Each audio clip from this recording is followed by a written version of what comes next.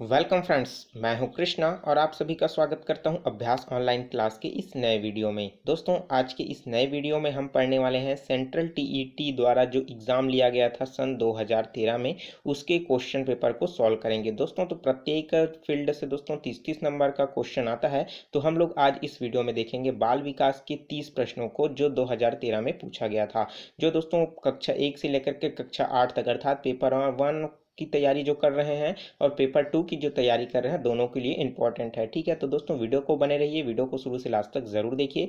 Video काफ़ी लंबा हो सकता है क्योंकि मैं दोस्तों पूरी तरीके से डिटेल के तरीके से आपको समझाने की कोशिश कर रहा हूँ। इसके अलावा दोस्तों और भी जो है, अगर आप लेक्चर अटेंड करना चाहते हो दोस्तों पूरे व्याख्यान के साथ, तो उसके लिए मैंने प्लेलिस्ट बना करके रखा है, वहाँ से आप जा करके उसको चेकआउट कर सकते हो। और दोस्तों डिस्क्रिप्शन में भी लिंक दे रखा है दोस्तों कि आप सेंट्रल टीईटी के लिए और स्टेट लेवल के टीईटी के लिए कौन सा बुक रिफर करना चाहिए, उसके लिए आपके लिए कौन सा बेस्ट रहेगा। और मैथमेटिक्स के लिए दोस्तों लगातार भी दोस्तों को आपके प्लेलिस्ट में मिल जाएगा, वहाँ से मैथमेटिक्स की भी तैयारी आप आसानी से कर सकते हो। तो चलिए दोस्तों वीडियो को स्टार्ट करते हैं। तो दोस्तों हमारा पहला सेक्शन है चाइल्ड डेवलपमेंट एंड पेडालॉजी। तो दोस्तों बाल विकास का बहुत ही महत्वपूर्ण जो है दोस्तों 30 प्रश्न पूछे जाते हैं, उन्हीं का देखेंगे हम लोग इसमें सभी 30 प्रश्नों को। तो वीडियो को शुरू से लास्ट तक जरूर देखिए, ठीक है, और वीडियो को जरूर लाइक कर दीजिए। चलिए पहला क्वेश्चन देख लेते हैं। पहला क्वेश्चन है, निम्नलिखित में से कौन सा कथन जो है सत्य है। नीचे 4 ऑप्शन दिया गया है दोस्तों, उसमें से सही कथन हमको बताना है। पहला ऑप्शन बोल रहा है कि अनुवांशिक बनावट व्यक्ति के परिवेश की गुणवत्ता के प्रति प्रत्युत्तरात्मकता को प्रभावित करती है। ऑप्शन बी बोल रहा है गोद लिए गए बच्चे का वही बुद्धि उपलब्धांक अर्थात आईक्यू होता है जो गोद लिए गए उनके सहोदर भाई बहन का होता है। ऑप्शन सी बोल रहा है कि अनुभव मस्तिष्क के विकास को प्रभावित करता है। ऑप्शन डी बोल रहा है विद्यालयीकरण का बुद्धि पर कोई प्रभाव नहीं पड़ता है। दोस्तों, पेडालॉजी का क्वेश्चन एक बार में समझ नहीं आता है, तो क्वेश्चन को दोबारा पढ़िए, उसके बाद दोस्तों समझने की कोशिश कीजिए कि कौन सा इसमें से कथन सत्य हो सकता है। पेडालॉजी एक बार पढ़ने से आप अगर आंसर दोगे दोस्तों तो शायद संभवतः आपको कन्फ्यूजन ज़्यादा क्रिएट होगा। तो क्वेश्चन को एक बार फिर से पढ़ें, ऑप्शन को फिर से पढ़ें, तो आपको जल्दी समझ आ जाएगा। तो ज़्यादा समय लेने के लिए दोस्तों वीडियो को पॉज करके क्वेश्चन को अच्छे से पढ़ सकते हो दोस्तों। इसमें जो, चलिए इसका आंसर मैं बता देता हूँ। जो कथन जो सत्य है वो क्या है दोस्तों, सिर्फ और सिर्फ पहला ऑप्शन, क्योंकि आनुवांशिक बनावट जो है व्यक्ति के परिवेश की गुणवत्ता को जो है दोस्तों प्रत्युत्तरात्मक को पूरी तरीके से प्रभावित कर देता है। अगर हम लोग ऑप्शन बी की बात करें दोस्तों कि गोद लिए गए बच्चे का बुद्धि उपलब्धांक और उसके सहोदर भाई के जो भाई बहन है उसका बुद्धि उपलब्धांक, वो क्या होता है दोस्तों पूरी तरीके से अलग होता है। ठीक है, उसी तरीके से हम लोग बात करें, अनुभव मस्तिष्क के विकास को प्रभावित नहीं करता है दोस्तों, पूरी तरीके से प्रभावित करता है मस्तिष्क के विकास को। ठीक है, अनुभव, तो ये हमारा ये भी तो गलत हो जाएगा, ऑप्शन बी भी गलत हो जाएगा। और ऑप्शन डी को देख लेते हैं कि विद्यालयीकरण का बुद्धि पर कोई प्रभाव नहीं पड़ता है। तो दोस्तों विद्यालयीकरण का बुद्धि पर बहुत बड़ा प्रभाव पड़ता है। स्टार्टिंग में बच्चा जब विद्यालय जाता है तो उसकी बुद्धि जो है धीरे धीरे प्रभावित होता है ना। तो प्रश्न में तो इसमें तो ये बोल रहा है कि इसमें कोई प्रभावित नहीं होता, तो ये क्या हो जाएगा, हमारा ऑप्शन डी भी गलत हो जाएगा। तो इस तरीके से हमारा राइट आंसर क्या हो जाएगा, ऑप्शन ए। ठीक है, चलिए उम्मीद करता हूँ ये समझ आ गया होगा। चलिए देख लेते हैं दूसरा प्रश्न। प्रश्न नंबर है 2। परीक्षा में तनाव निष्पत्ति को प्रभावित करता है। यह तथ्य निम्नलिखित में से किस प्रकार के संबंध को स्पष्ट करता है। तो दोस्तों परीक्षा के समय जो तनाव निष्पत्ति को प्रभावित जो करता है वो किस तरीके से संबंध रखता है। पहला ऑप्शन है संज्ञान भावना, दूसरा है तनाव विलोपन की भावना, ऑप्शन सी है निष्पत्ति चिंतन, या ऑप्शन डी है संज्ञान प्रतियोगिता। तो दोस्तों आप थोड़ा सा सोचिए और आंसर कमेंट करके ज़रूर बताइए। परीक्षा में तनाव निष्पत्ति को प्रभावित करता है तथा इस तथ्य निम्नलिखित में से किस प्रकार के संबंध को स्पष्ट करता है। ठीक है, तो इसका राइट आंसर क्या हो जाएगा दोस्तों, आपका संज्ञान प्रभाव। तो ऑप्शन ए जो है पूरी तरीके से सही हो जाएगा। दोस्तों परीक्षा में जो तनाव निष्पत्ति होता है उसको पूरी तरीके से प्रभावित करता है क्या, संज्ञान भावना। उसी तरीके से तनाव विलोपन, तो ऐसा हो ही नहीं सकता कि परीक्षा में हो अगर आप तनाव की स्थिति में ना हो, तो तनाव थोड़ा बहुत रहता ही है। तो तनाव विलोपन होगा क्या, नहीं होगा। आपका निष्पत्ति चिंतन ये भी नहीं होगा। संज्ञान प्रतियोगिता ये भी बिल्कुल नहीं होगा। ठीक है, तो ऑप्शन ए क्या हो जाएगा, हमारा सही हो जाएगा। चलिए देख लेते हैं प्रश्न नंबर 3। प्रश्न है, विद्यालयों में समावेशन मुख्यतः केंद्रित होता है। तो विद्यालयों में जो है दोस्तों समावेशन किस चीज पर केंद्रित होता है? हमारे पास 4 ऑप्शन दिया है। पहला देख लेते हैं, विशिष्ट श्रेणी वाले बच्चों के लिए सक्षम प्रावधानों के निर्माण पर होता है। ऑप्शन बी है, केवल निर्योग्य छात्रों की आवश्यकताओं को पूर्ण करने पर होता है। ऑप्शन सी है, संपूर्ण कक्षा की कीमत पर निर्योग्य बच्चों की। या ऑप्शन डी है, बच्चों में निरक्षर अभिभावकों की शैक्षिक आवश्यकताओं पर। तो क्वेश्चन को एक बार फिर से समझ लीजिए दोस्तों कि विद्यालयों में जो है समावेशन मुख्य किस पर केंद्रित होता है।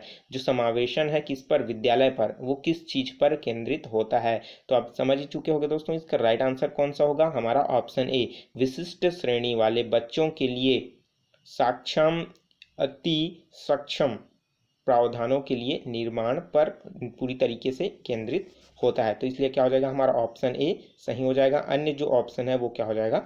गलत हो जाएगा। ठीक है, चलिए देख लेते हैं अगला प्रश्न। प्रश्न नंबर है 4। इनमें से कौन सा सिद्धांत का यह मत स्पष्ट करता है कि बच्चे अपनी वृद्धि व विकास हेतु कठोर अध्ययन करते हैं? तो दोस्तों, अपने विकास और वृद्धि के लिए कठोर अध्ययन करते हैं, ये कौन से मनोवैज्ञानिक ने कहा है? तो ऑप्शन ए है बांडुरा, ठीक है। ऑप्शन बी है मैस्लो, ऑप्शन सी है स्किनर, ऑप्शन डी है पियाजे। तो इसका राइट आंसर क्या है दोस्तों? मैस्लो। तो मैस्लो जो मनोवैज्ञानिक है उन्होंने स्पष्ट कहा है कि दोस्तों की जो वृद्धि है और विकास है दोनों कठोर अध्ययन करने के दौरान क्या होता है? प्राप्त होता है। तो इसका क्या हो जाएगा? ऑप्शन बी जो है सही हो जाएगा। ठीक है दोस्तों, जब भी इस तरीके का कथन आता है और वैज्ञानिक का नाम पूछा जाता है, अगर आपको पता है ठीक है तो आप फट से टिक लगा दीजिए। अगर नहीं पता है दोस्तों तो अगर आप टेट का एग्जाम दिला रहे हो, चूंकि उसमें माइनस मार्किंग नहीं होता है, तो आप उसमें फट से टिक लगाइए और आगे निकल जाइए। क्योंकि दोस्तों ज़्यादा सोचोगे तो इसमें सिर्फ आपका टाइम वेस्ट होगा, क्योंकि बाकी क्वेश्चन को भी आपको कवर करना होता है। जब दोस्तों आप इसके बारे में अगर आपको कुछ नहीं पता हो कथन और इसके मनोवैज्ञानिक के नाम के बारे में, तब ठीक है। अगर आपको पता है तो आप समय भी है तो आप जरूर सोच सकते हो। ठीक है, चलिए देख लेते हैं। प्रश्न नंबर है 5। निम्नलिखित में से कौन सा प्रश्न अपने विशिष्ट क्षेत्र के लिए ठीक तरह से मिला हुआ है? तो यहाँ पर दोस्तों नीचे दिया हुआ है 4 ऑप्शन। चारों ऑप्शन पूरी तरीके प्रश्न पर आधारित है। उसी के आधार पर ये हमको ये बताना है कि कौन सा जो विशिष्ट क्षेत्र है वो ठीक तरीके से मिला हुआ है। हमारे पास ऑप्शन पहला है, क्या आप अपने विद्यार्थियों को उनके मूल्यांकन के आधार पर आंकेंगे? दरअसल प्रश्न पूरा है दोस्तों, ठीक है, मूल्यांकन के आधार पर आंकेंगे। ऑप्शन हमारे पास बी है, पिछली राज दूरदर्शन पर दिखाए गए सृजनशील क्रिकेट मैच में निर्णायक क्षण कौन सा था? उसी तरीके से ऑप्शन सी देखेंगे, जड़ी बूटियों के प्रयोग द्वारा चिकन अनुप्रयोग पकाने हेतु कोई नई पाक विधि लिखना। या ऑप्शन डी है दोस्तों, निर्धारित कीजिए कि मापकों विश्लेषक में से कौन सा मापक आपको उत्तम परिणामों को पाने के लिए सर्वाधिक प्रवृत्त कर सकता है। प्रश्न में एक बार फिर से समझ लिए दोस्तों, इसमें हमको बताना है कि कौन सा ऐसा प्रश्न है जो विशिष्ट क्षेत्र में ठीक तरह से मिला हुआ है। सिर्फ एक विशिष्ट क्षेत्र की बात कर रहा है, ठीक है दोस्तों, पूरी तरीके से अलग अलग क्षेत्रों की बात नहीं कर रहा है। ठीक है, तो हमारा राइट आंसर क्या हो जाएगा? देखिए, हमारा राइट आंसर हो जाएगा ऑप्शन डी, निर्धारित कीजिए कि मापकों विश्लेषकों में से कौन सा मापक आपके उत्तम परिणामों को मापने के लिए सर्वाधिक प्रविष्ट कर सकता है। तो इसमें मापक यंत्रों की बात कही जा रही है जो पर्टिकुलर एक विशेष चीज को मापने की बात कही जा रही है। ठीक है, उसी तरीके से जड़ी बूटी की बात करें, ऑप्शन बी सी की बात करें, तो जिसमें जड़ी बूटी के माध्यम से चिकन जो बनाने की मेथड है, उसमें दोस्तों अलग अलग मेथड भी यूज हो सकता है। ठीक है, तो इसलिए हमारा ऑप्शन सी जो है पूरी तरीके से गलत हो जाएगा। उसी तरीके से दोस्तों अगर ऑप्शन बी देखें कि पिछली राज दूरदर्शन पर दिखाई गई सृजनशील क्रिकेट मैच में निर्णायक क्षण कौन सा था? तो दोस्तों निर्णायक क्षण तो एक ही अंत में लिया जाएगा ना, तो इसमें बीच बीच में आप कैसे निर्णायक क्षण बता सकते हैं? ठीक है, तो इसलिए हमारा क्या हो जाएगा? ऑप्शन बी भी गलत हो जाएगा। उसी तरीके से क्या आप अपने विद्यार्थियों को उनके मूल्यांकन के आधार पर मूल्यांकन करेंगे? तो ये क्या हो जाएगा? ये भी गलत हो जाएगा। बिना एग्जाम, बिना उसके सभी चीज़ों के आप उसका निर्णय नहीं ले सकते, इसलिए क्या हो जाएगा? ऑप्शन ए भी गलत हो जाएगा। तो हमारा राइट आंसर क्या हो जाएगा? ऑप्शन डी जो है पूरी तरीके से सही हो जाएगा। उम्मीद करता हूँ दोस्तों क्वेश्चन आपको समझ आ रहा होगा और आंसर भी आपको क्लियर होते जा रहा होगा। तो चलिए देख लेते हैं नेक्स्ट क्वेश्चन, क्योंकि दोस्तों 2013 में सभी प्रश्न पूछे गए हैं, उसी को मैं ही आपको सॉल्व करके बता रहा हूँ। ठीक है, चलिए देख लेते हैं। और दोस्तों इसका PDF फाइल डाउनलोड करने के लिए आप मेरे टेलीग्राम ग्रुप अभ्यास ऑनलाइन क्लास पर भी जाकर के आप इसको डाउनलोड कर सकते हो। इसका लिंक मैंने नीचे डिस्क्रिप्शन में दे रखा है। अगर आपको वहाँ से ओपन नहीं होता है तो टेलीग्राम में सर्च कर सकते हो अभ्यास ऑनलाइन क्लास, तो वहाँ से दोस्तों ज्वाइन करके आप इसको आसानी से डाउनलोड कर सकते हो। चलिए देख लेते हैं छठवां क्वेश्चन है निम्नलिखित में से प्रभावित अधिगमकर्ताओं के लिए क्या समुचित है। तो दोस्तों प्रभावित करने वाले अधिगम आपको पता ही होगा, उसका एक समुचित क्या है। ऑप्शन ए, वे अन्यों को भी कुशल प्रभावी बनाते हैं तथा सहयोगी अधिगम के लिए आवश्यक हैं। उसी तरीके से वे सदैव अन्यों यज्ञ नेतृत्व करते हैं और कक्षा में अतिरिक्त उत्तरदायित्व ग्रहण करते हैं। ऑप्शन सी है, अपनी उच्च स्तरीय संवेदनात्मकता के कारण वे भी निम्न श्रेणी पर आ जाते हैं। ऑप्शन डी है, बुनियादी तौर पर आपकी मस्तिष्कीय शक्ति के कारण ही उसका महत्व है। प्रश्न में है यह दोस्तों, अधिगमकर्ता के लिए एक समुचित है। अधिगमकर्ता के लिए कौन सा चीज जो है समुचित है, हमको ये बताना है। ठीक है, तो इसका राइट आंसर है दोस्तों, अपनी उच्च स्तरीय संवेदनात्मकता के कारण ही वे निम्न श्रेणी पर आ जाते हैं। तो ऑप्शन सी हमारा क्या हो जाएगा दोस्तों, राइट हो जाएगा। ठीक है, तो ऑप्शन सी जो है हमारा राइट आंसर हो जाएगा, अन्य ऑप्शन जो है पूरी तरीके से गलत है। ठीक है, आप इसको समझ ही सकते हो, सिंपल सा प्रश्न है, आप समझ ही गए होंगे। चलिए देख लेते हैं नेक्स्ट क्वेश्चन। चाहो तो दोस्तों क्वेश्चन का स्क्रीनशॉट लेकर के भी रख सकते हो।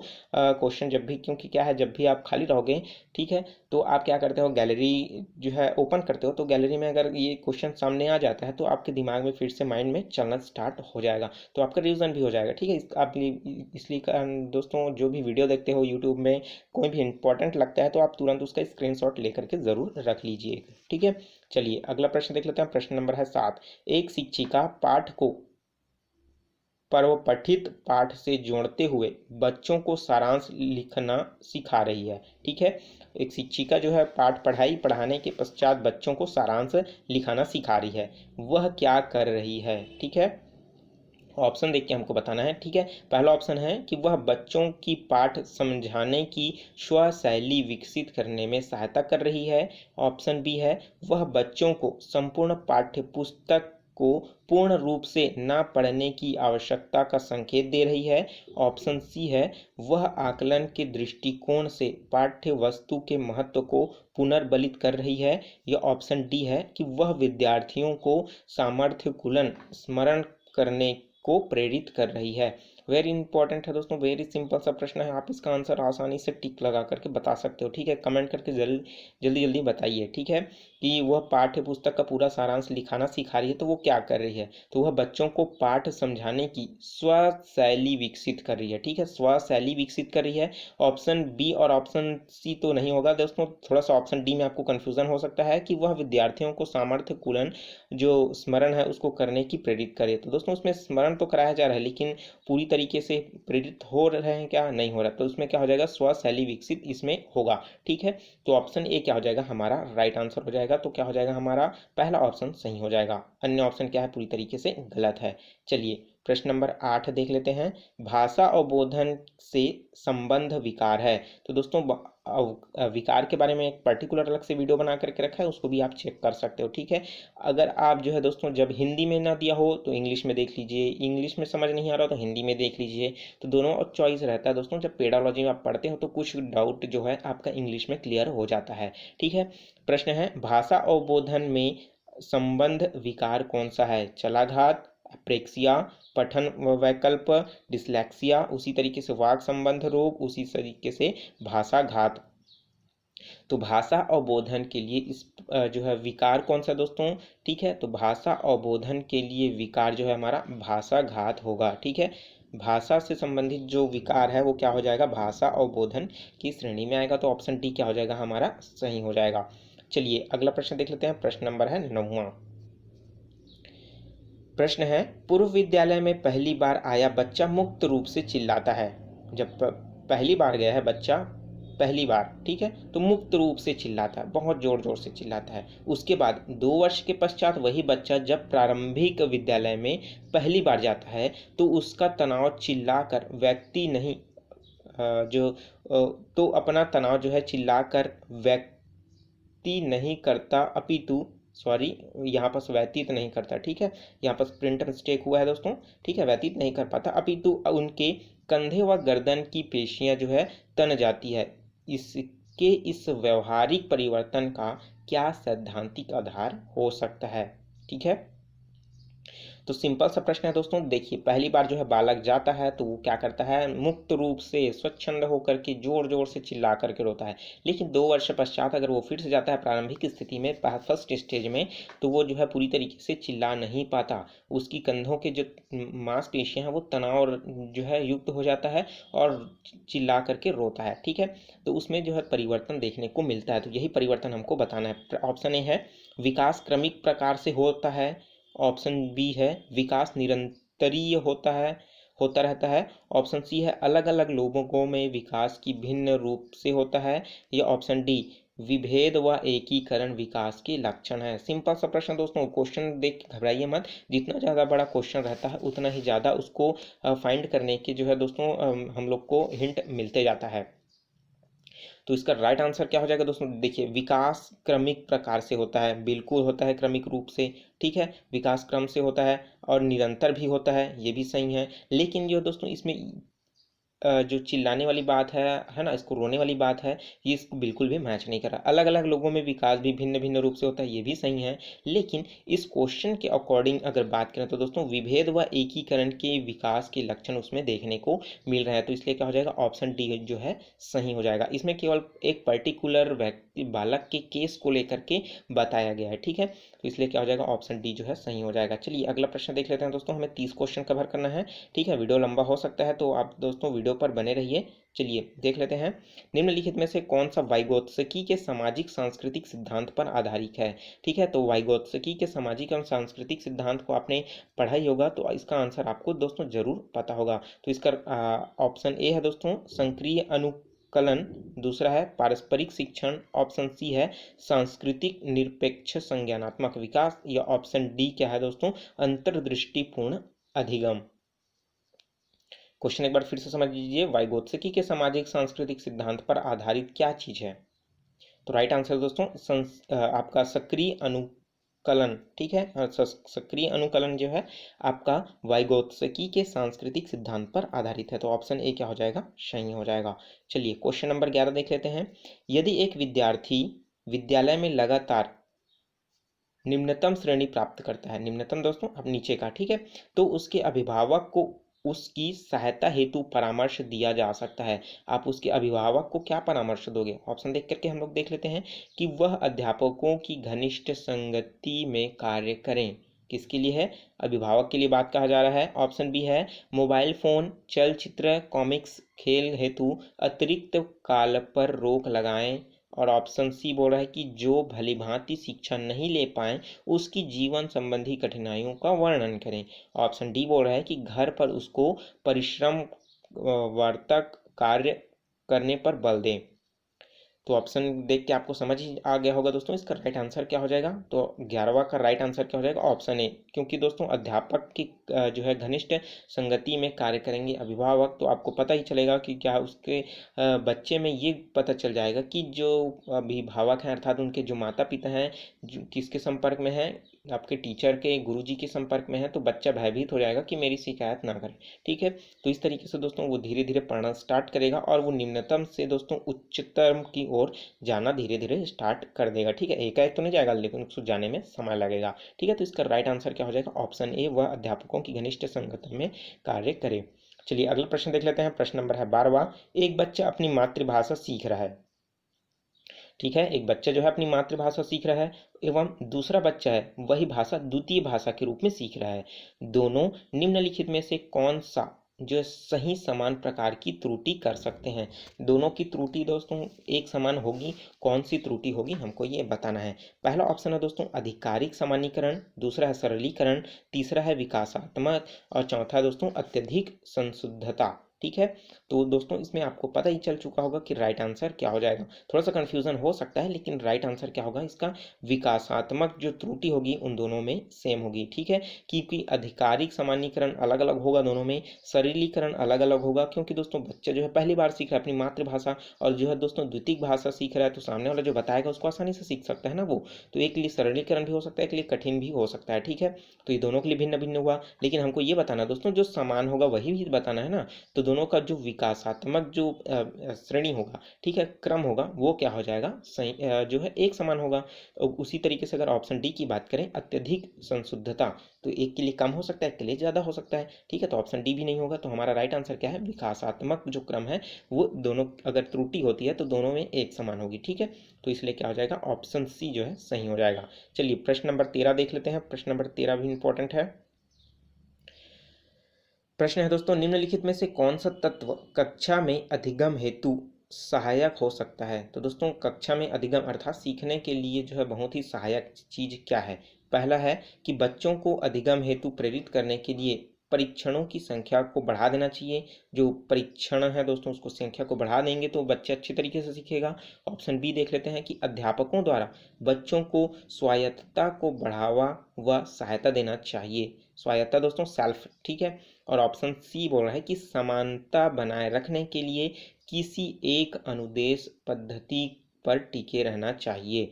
ऑप्शन सी बोल रहा है कि कालांश की अवधि 40 मिनट से 50 मिनट तक बढ़ा देनी चाहिए, तो बच्चा ज़्यादा अधिगम में सीख जाएगा, ठीक है। तो इसका आंसर आपको कमेंट करके दोस्तों ज़रूर बताइए।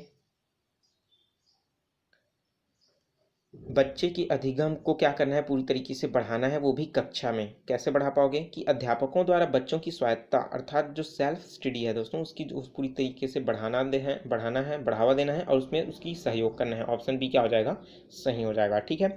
चलिए अगला प्रश्न देख लेते हैं। प्रश्न नंबर है 14। बहुबुद्धि सिद्धांत को वैध नहीं माना जा सकता। बहुबुद्धि सिद्धांत आपको पता ही होगा, बहुबुद्धि मतलब एक से ज़्यादा बुद्धि, मल्टीपल ब्रेन, ठीक है, ये वैध नहीं माना जा सकता। क्यों, इसका रीज़न आपको बताना है। 4 ऑप्शन दिया है। विशिष्ट परीक्षणों में अभय से भिन्न बुद्धियां का मापन संभव नहीं है, ठीक है। अगर अलग अलग बुद्धियां अगर उसको मापोगे तो वो संभव नहीं है, ठीक है। ऑप्शन बी बोल रहा है कि यह सभी 7 बुद्धियों को समान महत्व नहीं देता है, ठीक है। उसी तरीके से ऑप्शन सी बोल रहा है कि यह केवल अब्राहम मैस्लो के जीवन भर के सुदृढ़ अनुभवनात्मक अध्ययन पर आधारित है। क्योंकि दोस्तों अब्राहम मैस्लो जो हैं उनके सिर्फ उन्हीं के ब्रेन के अकॉर्डिंग ही इनको क्वेश्चन में पूछा जा रहा है, ठीक है। तो ऑप्शन डी बोल रहा है कि यह सर्वाधिक महत्वपूर्ण सामान्य बुद्धि जी के अनुकलन सुसंगत नहीं है। तो मेन तो रीज़न है दोस्तों, जब बहुबुद्धि सिद्धांत आता है तो वैध नहीं माना जाता। उसका मेन रीज़न ये है कि आप उसको मापोगे कैसे। तो राइट आंसर पता चल गया होगा दोस्तों। इसका सही आंसर क्या है, ऑप्शन ए बिल्कुल राइट, ठीक है। क्योंकि भिन्न बुद्धियां हैं, अभिन्न भिन्न है, उसको आप मापोगे कैसे। तो इसका राइट आंसर क्या हो जाएगा, ऑप्शन ए। बाकी जो अन्य ऑप्शन है वो पूरी तरीके से गलत है, ठीक है। चलिए प्रश्न नंबर है 15 देख लेते हैं। निम्नलिखित में से कौन सा आलोचनात्मक दृष्टिकोण बहुबुद्धि सिद्धांत से संबंध नहीं है, ठीक है। आलोचनात्मक भी बोला जा रहा है और साथ ही साथ बुद्धि सिद्धांत में संबंध ना रखने की बात भी कही जा रही है, ठीक है। तो इसका ऑप्शन देख लेते हैं। यह आपका सुधारित नहीं है। ऑप्शन बी है विभिन्न बुद्धियां भिन्न भिन्न विद्यार्थियों के लिए विभिन्न पद्धतियों की मांग करती है। ऑप्शन सी देख लेते हैं कि प्रतिभाशाली विद्यार्थी हैं प्रायः एक क्षेत्र में ही अपनी विशिष्टता प्रदर्शित करते हैं। ऑप्शन डी देख लेते हैं, इसमें क्या बोल रहा है कि इसका कोई अनुभवनात्मक आधार नहीं होता है। प्रश्न है दोस्तों, आलोचनात्मक दृष्टिकोण के बहुबुद्धि सिद्धांत को संबंधित नहीं करता है, ठीक है। बहुबुद्धि दोस्तों जो सिद्धांत है उसमें आलोचनात्मक दृष्टि जो है सिद्धांत संबंधित नहीं है, उसी को हमको ये बताना है। तो राइट आंसर क्या हो जाएगा दोस्तों, यह जो है सुधारित नहीं है, बिल्कुल सुधारित है, ठीक है। दोनों बीच में संबंध रखता है, आलोचनात्मक और बहुबुद्धि के बीच में, ठीक है। उसी तरीके से विभिन्न जो बुद्धियां हैं भिन्न भिन्न विद्यार्थियों के लिए भिन्न भिन्न पद्धतियों की जो है मांग करती है, ये भी दोस्तों पूरी तरीके से सही है, ठीक है। और उसी तरीके से प्रतिभाशाली विद्यार्थी प्रायः एक क्षेत्र में ही अपनी विशिष्ट जो है प्रदर्शित करते हैं, तो यह संबंध नहीं है दोस्तों। क्योंकि जो कोई ज़रूरी है कि प्रतिभाशाली है तो एक ही फील्ड में क्या हो वो अपना जो है इंक्रीज अपना वो जो है अनुभव जो है और साथ ही साथ अपनी जो योग्यताएं हैं वो लगातार बढ़ाते जाएं, वो सभी क्षेत्रों में भी आगे बढ़ सकते हैं क्योंकि वो ऑलरेडी प्रतिभाशाली है ना। तो ये क्या हो जाएगा, ये जो है संबंध नहीं रखता है, तो हमारा क्या हो जाएगा, ऑप्शन सी जो है सही हो जाएगा। ठीक है, इसका कोई अनुभवात्मक आधार नहीं है क्योंकि इसका अनुभवात्मक आधार तो है ना ऑलरेडी। ठीक है, तो इसलिए क्या हो जाएगा, हमारा ऑप्शन सी जो है पूरी तरीके से सही हो जाएगा। चलिए अगला प्रश्न देख लेते हैं। कक्षा में विद्यार्थियों के व्यक्तित्व विभेद कौन कौन से हैं। ठीक है, तो नीचे 4 ऑप्शन दिए गए, उस अकॉर्डिंग हमको क्या करना है, बताना है कि कक्षा में विद्यार्थियों के व्यक्तित्व विभेद के बारे में। ठीक है, ऑप्शन ए है लाभकारी नहीं है क्योंकि अध्यापकों को वैविध्यपूर्ण कक्षा को नियंत्रित करने की आवश्यकता है। उसी तरीके से ऑप्शन बी है कि ये हानिकारक है क्योंकि इसमें विद्यार्थियों में परस्पर द्वंद्व उत्पन्न हो जाता है। ठीक है, ऑप्शन सी है कि अनुपयुक्त है क्योंकि ये सर्वाधिक मंद विद्यार्थियों के स्तर पर पाठ्य चर्चा के स्थानांतरण की गति को कम कर देता है।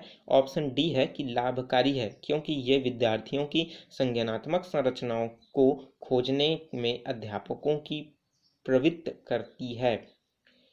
क्वेश्चन को एक बार समझ लीजिए दोस्तों, इसमें सिर्फ ये बताना है कि विद्यार्थियों के व्यक्तिगत विभेद, विद्यार्थियों के बीच जो है आपस में व्यक्तिगत विभेद होता है, उसी के अकॉर्डिंग हमको बताना है। ठीक है, ये लाभकारी है, हानिकारक है, रीज़न भी दिया है, अनुपयुक्त है। ठीक है, ये लाभकारी है, तो लाभकारी में आपका 2 रीज़न दिया गया है क्योंकि ये दोस्तों अध्यापकों को व्यवधायिक पूर्ण कक्षा में नियंत्रित करने के लिए आवश्यक है।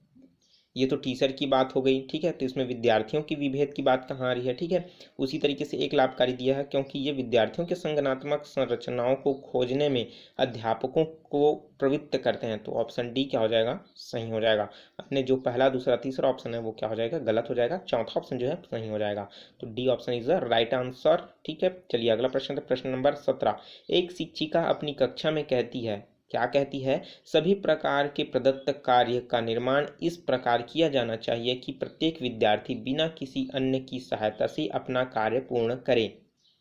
ठीक है, वह कोहलर वर्ग के किस नैतिक विकास के चरण की ओर संकेत दे रहा है, किस संकेत की ओर दे रही है। ठीक है, संकेत दे रही है कौन, वो शिक्षिका। क्या बोल रही है दोस्तों, उसको फिर एक बार पढ़ लेते हैं। सभी प्रकार के प्रदत्त कार्यों का जो निर्माण है इस प्रकार किया जाना चाहिए कि प्रत्येक विद्यार्थी किसी अन्य की सहायता से अपना कार्य पूर्ण कर ले। बिना किसी के हेल्प के अगर वह बच्चा अपना कार्य पूरा कर लेता है तो ऐसा उनको जो है निर्माण कार्य जो है दोस्तों प्रदत्त देना चाहिए। तो यह कोहल वर्ग के किस नैतिक विकास के चरण की ओर संकेत कर रहा है। ऑप्शन देख लेते हैं। औपचारिक चरण 4 कानून और व्यवस्था, या औपचारिक चरण 5 सामाजिक संविदा, ऑप्शन सी पूर्व औपचारिक चरण 1 दंड परिवर्जन, या ऑप्शन डी पूर्व औपचारिक चरण आपका 2 व्यक्तिक और विनिमय। तो इधर का दोस्तों सामने का छोड़ दीजिए, सिर्फ लास्ट लास्ट देखिए, कानून और व्यवस्था, सामाजिक संविदा, आपका दंड परियोजना और आपका व्यक्तित्व और विनिमय। आपको समझ आ गया होगा दोस्तों। राइट आंसर क्या हो जाएगा, कानून और व्यवस्था। अब ये कैसा होगा, सामाजिक संविदा तो वो खुद से कर रहा है तो उसमें समाज की हेल्प की जरूरत ना पड़े, ये खुद बोला जा रहा है तो सामाजिक संविदा। दंड परियोजना अगर वो गलत कर देगा तो वो कैसे करेगा, उसमें बच्चे में ये भावना आ जाएगी। ठीक है, तो ये नहीं होगा। उसी तरीके से व्यक्तित्व और विनिमय खुद से तो कर रहा है लेकिन उसमें लेन देन की भावना है क्या, नहीं है। ठीक है, तो कानूनी भी बना रहा है और व्यवस्था खुद से ही कर रहा है। ठीक है, तो इन चरणों की ओर क्या कर रहा है, वो संकेत कर रहा है, तो इसलिए क्या हो जाएगा दोस्तों, ए ऑप्शन जो है सही हो जाएगा। ठीक है, चलिए प्रश्न नंबर 18 देख लेते हैं। विद्यालय आधारित आकलन प्रारंभ किया गया था ताकि, अब दोस्तों विद्यालय जो आधारित आकलन प्रारंभ किया गया था ताकि, इसके 4 ऑप्शन हैं, देख लेते हैं तब समझ आएगा। राष्ट्र में विद्यालय शिक्षा संगठनों की शक्ति का विकेंद्रीकरण किया जा सके। ऑप्शन बी है सभी विद्यार्थियों के संपूर्ण विकास को निश्चित किया जा सके। ऑप्शन सी है विद्यार्थियों को उन्नति की बेहतर व्याख्यान के लिए उनकी सभी गतिविधियों के नियमित अभिलेखन हेतु अध्यापकों को अभिप्रेरित किया जा सके। ये ऑप्शन डी है कि विद्यालय अपने क्षेत्रों में विद्यमान अन्य विभिन्न विद्यालयों की तुलना में प्रतियोगिता द्वारा अपनी विशिष्टता का प्रदर्शन करने हेतु अभिप्रेरित हो सके। प्रश्न को समझिए दोस्तों और आंसर दीजिए। विद्यालय आधारित आकलन प्रारंभ किया गया था। दोस्तों, एक विद्यालय का दूसरे विद्यालय के प्रति आकलन करोगे तो कैसे आकलन कर पाओगे? तो आप ये तो नहीं बोल पाओगे ना कि देखने से ही कि वो ऐसा है, कम है, ये ज़्यादा है, ये इसमें अच्छा है, ये इसमें कम है। तो अब इसके मेन रीज़न क्या हो जाएगा दोस्तों? जब विद्यालय अपने क्षेत्रों में विद्यमान अन्य विभिन्न विद्यालयों की तुलना में प्रतियोगिता द्वारा अपनी विशिष्टता का प्रदर्शन करेगा, तो यही तो है अभिप्रेरित हो सकेंगे। ठीक है, तो इसके लिए इसका क्या हो जाएगा? डी ऑप्शन जो है सही हो जाएगा। चलिए अगला प्रश्न देख लेते हैं दोस्तों। काफ़ी वीडियो लंबा बन चुका है, आधा घंटे से ज़्यादा हो गया है, हो रहा है। ठीक है, जल्दी जल्दी हम लोग हमारा 11 क्वेश्चन कंप्लीट कर लेते हैं। ठीक है, क्वेश्चन नंबर 19 देख लेते हैं। बहुशिक्षण शास्त्री तकनीकें, वर्गीकृत अधिगम सामग्री, बहु आकलन तकनीकें तथा परिवर्तनीय जटिलता एवं सामग्री का स्वरूप निम्नलिखित में से किससे संबंधित है? प्रश्न आपको थोड़ा सा जटिल लगे, प्रश्न की जो लैंग्वेज है थोड़ा सा कठिन लग सकता है, तो आप थोड़ा सा इंग्लिश भी वर्जन जरूर देख लीजिएगा। ठीक है, बहुशिक्षण शास्त्री तकनीकें, वर्गीकृत अधिगम सामग्री, बहु आकलन तकनीकें तथा परिवर्तनीय जटिलता एवं सामग्री का स्वरूप निम्नलिखित में से किससे संबंध है? ऑप्शन ए सार्वभौमिक अधिगम स्वरूप, ऑप्शन बी है उपचारात्मक शिक्षण, ऑप्शन सी है विभेदित अनुदेशन या ऑप्शन डी है पारस्परिक शिक्षण। तो दोस्तों क्वेश्चन आपको समझ आ चुका होगा, थोड़ा समझिए, उसके बाद दोस्तों कमेंट कीजिए। क्वेश्चन नंबर 19, बहुशिक्षण शास्त्रीय तकनीक, वर्गीकृत अधिगम सामग्री और आपका बहु आकलन तकनीक, परिवर्तनीय जटिलता एवं सामग्री का स्वरूप किसमें संबंध करता है? विभेदित अनुदेशन में करता है। ठीक है, तो ऑप्शन सी क्या हो जाएगा? सही हो जाएगा। चलिए अगला प्रश्न देख लेते हैं। क्वेश्चन नंबर है 20। 14 वर्षीय देविका अपने आप में पृथक स्वयं नियंत्रित व्यक्ति की भावना को विकसित करने का प्रयास कर रही है। वह विकास कर रही है। एक 14 वर्ष की देविका है जो अपने स्वयं से ही पृथक स्वयं नियंत्रित व्यक्ति की जो भावना है उसको विकसित करने का प्रयास कर रही है। कितने वर्ष की है? 14 वर्ष की है। ठीक है, तो हमको ये बताना है कि वह विकास कर रही है। किसका विकास कर रही है? नियमों के प्रति घृणा, स्वायत्तता, किशोरावस्थात्मक जो है अकड़पन या परिपक्वता। तो दोस्तों वह स्वायत्तता, मैंने स्टार्टिंग में ही बताया था, स्वायत्तता सेल्फ से ही। ठीक है, तो ऑप्शन बी क्या हो जाएगा? सही हो जाएगा। चलिए अगला प्रश्न देख लेते हैं। क्वेश्चन नंबर है 21। बच्चों में सीखी गई निस्सहायता का कारण क्या है? बच्चों में सीखी गई निस्सहायता का कारण क्या है? ऑप्शन ए है वह व्यवहार को अर्जित कर लेने की वे सफल नहीं हो सकते। ऑप्शन बी कक्षा गतिविधियों के प्रति कठोर निर्णय। ऑप्शन सी है अपने अभिभावकों की अपेक्षाओं के साथ तालमेल ना बना पाना। ऑप्शन डी है अध्यापक को गंभीरतापूर्वक ना लेने हेतु नैतिक निर्माण। प्रश्न है बच्चों में सीखी गई निस्सहायता का कारण क्या हो सकता है? तो मेन रीज़न यही है दोस्तों कि उसके व्यवहार को अर्जित कर लेने के लिए वह जो है के लिए वे सफल नहीं हो सकते। ठीक है, तो यह निस्सहायता का रीज़न सबसे बड़ा कारण यह है। ठीक है, तो अन्य जो कारण आप देख ही सकते हो, समझ ही सकते हो। ठीक है, तो पहला ऑप्शन क्या हो जाएगा? सही हो जाएगा। अगला प्रश्न देख लेते हैं। निम्नलिखित में से कौन सा जो विकासनात्मक विकास है उसका उदाहरण नहीं है? ठीक है, जो उदाहरण नहीं है किसके लिए दोस्तों? विकासात्मक विकार के लिए। ठीक है, विकासात्मक विकार, इसके लिए आपका एग्जाम्पल जो नहीं है उसको बताना है। ठीक है, आत्मविमोहन, प्रमस्तिष्क घात, अभिघातज तनाव। ऑप्शन डी है न्यन अवधान संक्रिय विकास। तो दोस्तों विकासात्मक जो विकार है उसमें से इसमें से कौन सा नहीं है? तो ऑप्शन सी अभिघातज जो तनाव है वो क्या हो जाएगा? इसके जो है विकार का उदाहरण नहीं है। ठीक है, अब कैसे होगा दोस्तों, जो देखिए अब जो विकास हो रहा है उसमें आत्मविमोहन, आप उसके अगर कहा जाए तो दोस्तों उसके अंतरात्मा से रिलेटेड कोई भी अगर आप दे रहे हो विकार है, ठीक है, तो वहाँ पास क्या हो जाएगा, उसके विकास में परिवर्तन देखने को मिल सकता है, ठीक है। प्रमस्तिष्क घात, अगर उसके ब्रेन में कुछ कारणवश से क्या हो रहा है, चोट पहुंच गई है, घात हुई है, तो उसके विकास में भी प्रभाव पड़ेगा, ठीक है। तो उदाहरण तो है ना। तो लेकिन उसी तरीके से अभिघातक तनाव, अगर टेंशन है उसके अंदर, ठीक है, पोस्ट टेंशन, ठीक है, तो ये क्या हो जाएगा, उस समय उस पर कोई एग्जाम्पल नहीं है कि उसके विकार विकास में क्या हो जाएगा दोस्तों, पूरी तरीके से रुकावट आएगा विकासात्मक विकार में, ठीक है। तो ये क्या हो जाएगा, हमारा राइट आंसर हो जाएगा ऑप्शन सी। उसी तरीके से ज्ञान अवधान संक्रिय विकास, तो इसमें भी दोस्तों कोई प्रभाव नहीं पड़ेगा, ठीक है। तो ये क्या हो जाएगा, हमारा ऑप्शन सी जो है सही हो जाएगा। अगला प्रश्न देख लेते हैं दोस्तों, निम्नलिखित में से क्या है, सॉरी क्वेश्चन क्या है, क्वेश्चन नंबर 23। एक अध्यापक उस बच्चे के साथ परामर्श करते हैं जिसकी निष्पत्त्यात्मक जो प्रगति है एक दुर्घटना के पश्चात अनुकूल नहीं है। निम्नलिखित में से कौन सी प्रक्रिया जो है विद्यालय में परामर्श के लिए सबसे बेहतर हो सकती है। प्रश्न एक बार फिर से देख लेते हैं। एक अध्यापक उस बच्चे के पास परामर्श करते हैं जिसकी पायतात्मक निश्चयात्मक जो है प्रगति है एक दुर्घटना के पश्चात अनुकूल नहीं कर पाती। निम्नलिखित में से कौन सी प्रक्रिया है विद्यालय में परामर्श के लिए सबसे बेहतर हो सकती है। ऑप्शन ए है, देख लेते हैं कि वह जो है दोस्तों पूरी तरीके से जो यह है एक उपशामक उपाय है ताकि लोग अपने को आरामदायक महसूस कर सके। ऑप्शन बी, यह अपने विचारों द्वारा खोजे हुए लोगों में आत्मनिर्भर कर सकें। ठीक है दोस्तों, तो इन्हीं दो ऑप्शन में से आप कमेंट करके मुझे जरूर बताइए कि कौन सा इसका राइट आंसर होगा। प्रश्न एक बार फिर से समझ लीजिए कि एक अध्यापक है उस बच्चे के लिए परामर्श करता है जिसकी निष्पत्त्यात्मक जो प्रगति है वो एक दुर्घटना के पश्चात अनुकूल नहीं है, ठीक है, पूरी तरीके से क्या हो चुका है, बदल चुका है।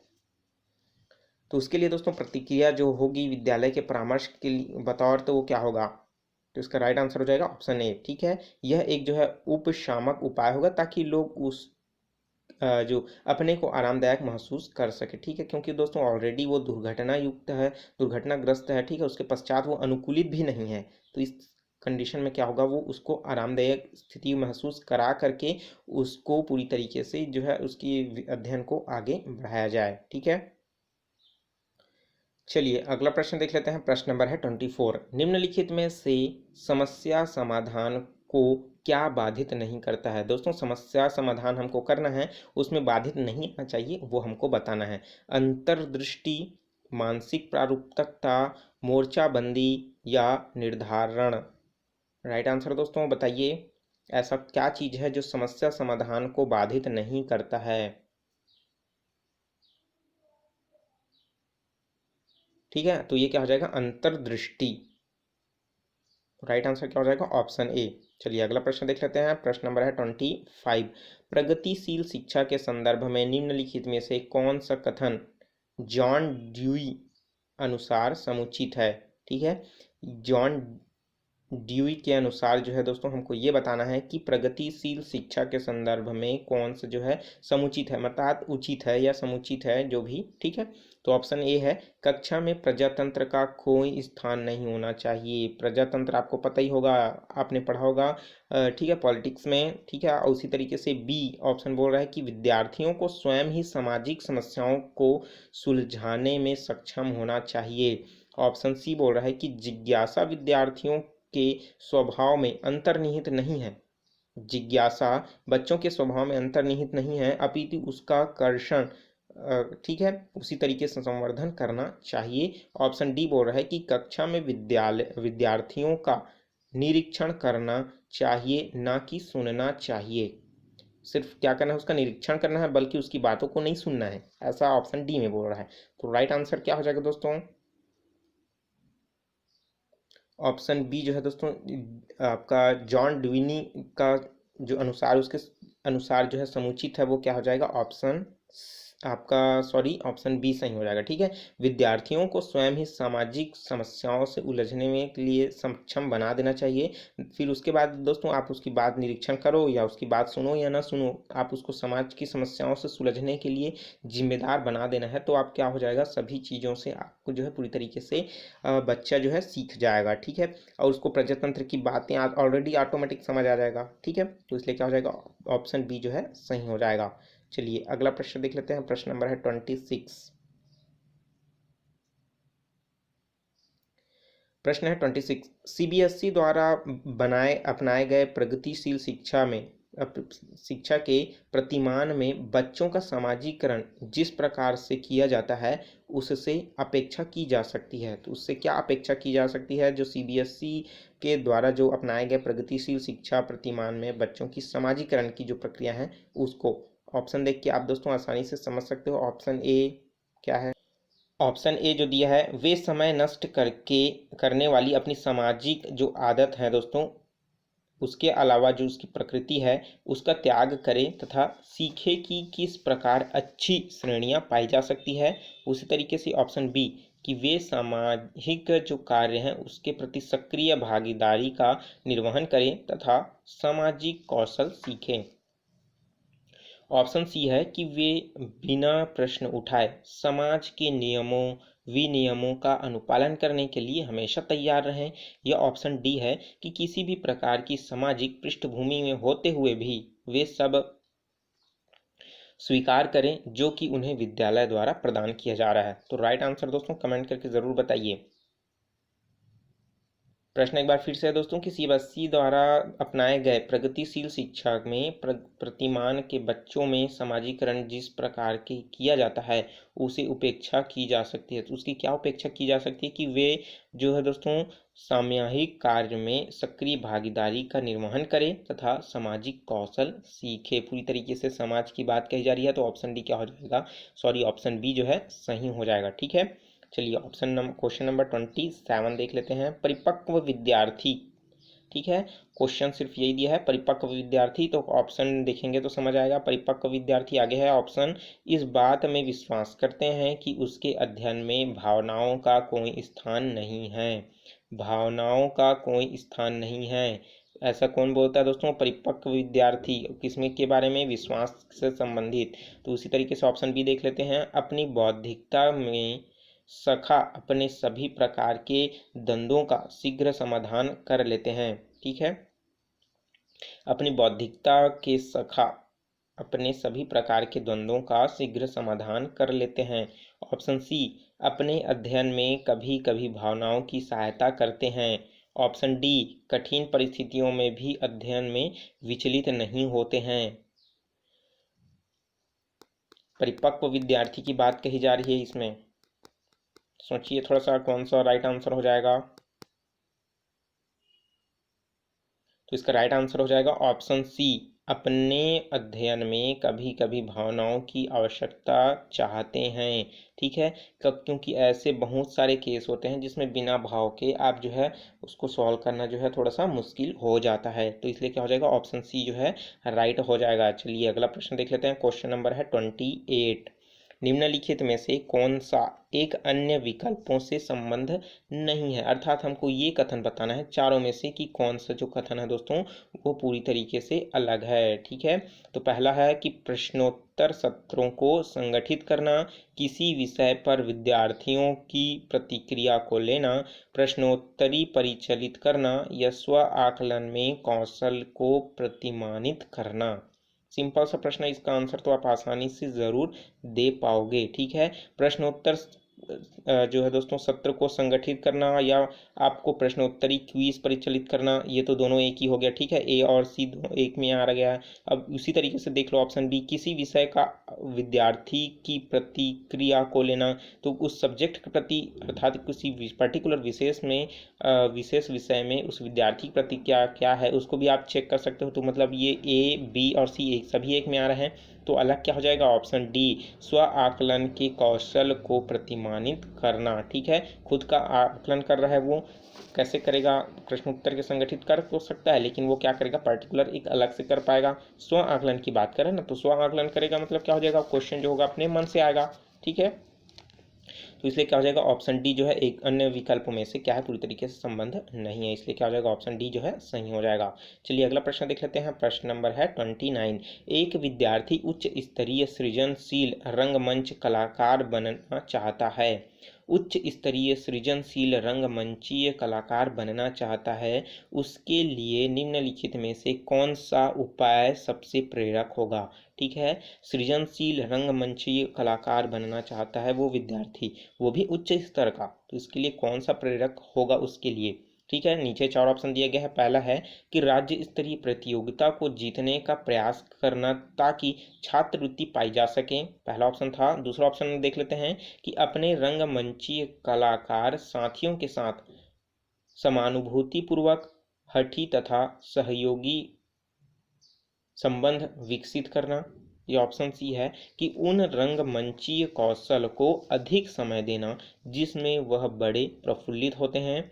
यह ऑप्शन डी है, संसार के श्रेष्ठ रंगमंच कलाकारों की निष्पत्ति के संबंध साहित्य पढ़ने के लिए तथा उसे से सीखने के लिए प्रयास करने के लिए कहा जाना चाहिए। सिंपल सा प्रश्न दोस्तों, क्वेश्चन पर डबल पढ़ने की जरूरत भी नहीं पड़ेगी, आप समझ ही चुके होंगे कि इसका राइट आंसर कौन सा है। ठीक है, तो एक बच्चा जो है सृजनशील रंगमंच में बहुत बड़ा कलाकार बनना चाहता है। ठीक है, रंगमंचीय कार्यक्रम कलाकार बनना चाहता है उच्च स्तरीय का, तो इसका राइट आंसर दोस्तों जो सेंट्रल टीटी जो लिया है, इसका राइट आंसर क्या लिया है, लास्ट वाला ऑप्शन डी, संसार के श्रेष्ठ रंगमंचीय कलाकारों की निष्पत्ति के संबंध में साहित्य पढ़ने के लिए तथा उससे सीखने के प्रयास के लिए कहा जाना चाहिए। ठीक है, तो इसका ऑप्शन डी जो है सही आंसर लिया गया है। चलिए अब देख लेते हैं लास्ट क्वेश्चन इस वीडियो का, वीडियो भी काफ़ी लंबा हो चुका है। ठीक है, चलिए देख लेते हैं लास्ट क्वेश्चन क्या है। निम्नलिखित में से कौन सी सर्वाधिक प्रभावशाली विधि हो सकती है जो आपकी इस अपेक्षा को पूरी कर सके कि वंचित विद्यार्थी अपनी भागीदारी द्वारा सफल हो सकें। ऑप्शन है, पहला है आप अपनी सफलता हेतु उनकी क्षमता में विकास की अभिव्यक्त करें, विश्वास को अभिव्यक्त करें। ऑप्शन बी है पढ़ाए जाने वाले विषय में आप अपनी रुचि विकसित करें। ऑप्शन सी है अपने लक्ष्य को महसूस करने के लिए उन बच्चों की प्रायः तुलना करते रहना। ऑप्शन डी है इस बात पर बल देना कि उनसे उच्च अपेक्षाएं हैं। तो इसका राइट आंसर क्या है दोस्तों, ऑप्शन ए, आप अपनी सफलताओं हेतु उनकी क्षमता की विश्वास को अभिव्यक्त कर सके ताकि भागीदारी में वो बच्चा जो है पूरी तरीके से सफल हो सके। तो राइट आंसर क्या हो जाएगा, ऑप्शन ए, अन्य जो है पूरी तरीके से अलग हो जाएगा।